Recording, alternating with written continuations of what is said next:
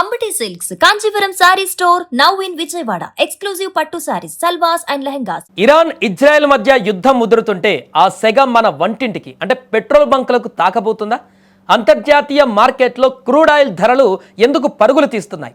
అసలు సముద్రం మధ్యలో జరిగే ఈ గొడవ వల్ల మన దేశంలో పెట్రోల్ రేట్లు పెరిగే అవకాశం ఉందా? ప్రస్తుత పరిస్థితులు అలానే కనిపిస్తున్నాయి.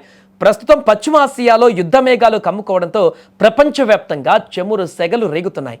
ఇరాన్, ఇజ్రాయెల్ దేశాల మధ్య ఘర్షణలు తీవ్రం కావడంతో అంతర్జాతీయ మార్కెట్లో ముడి చెమురు ధరలు ఒక్కసారిగా పెరిగాయి. మొన్నటి ట్రేడింగ్లోనే బ్రెంట్ క్రూడ్ ధర 2% మేర పెరిగి బ్యారెల్కు $72.48 వద్ద ఆగిపోయింది. ఒకవేళ ఈ యుద్ధం ఇలానే కొనసాగితే రాబోయే రోజులలో ఈ ధర $80 మార్కును దాటవచ్చని నిపుణులు హెచ్చరిస్తున్నారు. ఇది జరిగితే మన దేశంలో పెట్రోల్, డీజిల్ ధరలు భారీగా పెరిగేటువంటి ప్రమాదం కూడా ఉంది. ముఖ్యంగా ఇప్పుడు అందరి దృష్టి హార్ముజ్ జలసంధి పైనే ఉంది. ఇది ప్రపంచ చమురు సరఫరాకు హార్ట్ లాంటిది. ప్రపంచవ్యాప్తంగా ఉత్పత్తి అయ్యే క్రూడ్ ఆయిల్ మరియు గ్యాస్లో దాదాపు 30% ఈ సన్నని సముద్ర మార్గం గుండానే రవాణా అవుతుంది. ప్రతిరోజు సుమారు 2 కోట్ల బ్యారెల్ల చమురు ఇక్కడి నుంచే వెళ్తుంది. ప్రస్తుతం ఇరాన్ ఈ జలసంధిని మూసివేసిందని వార్తలు వస్తున్నాయి. అలా ఎక్కువ రోజులు మూసివేస్తే ప్రపంచ ఇంధన మార్కెట్ కుప్పకూలడం ఖాయం. సరఫరా ఆగిపోతే డిమాండ్ పెరిగి ధరలు ఆకాశాన్ని తాకుతాయి. భారతదేశం తన చమురు అవసరాల కోసం 70% వరకు పశ్చిమ ఆసియా దేశాలపైనే ఆధారపడుతుంది.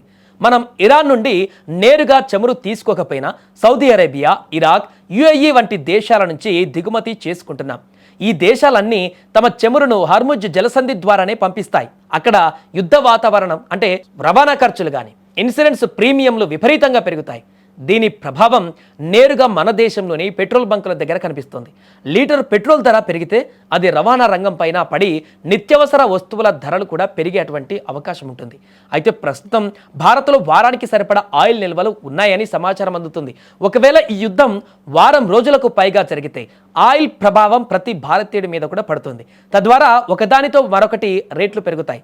ఈ గందరగోళం ఎప్పుడు సద్దుమణుగుతుందో తెలియక వాహనదారులు ఇప్పుడే తమ వాహనాల ట్యాంకులను ఫుల్ చేయించుకోవడం మంచిదని భావిస్తున్నారు.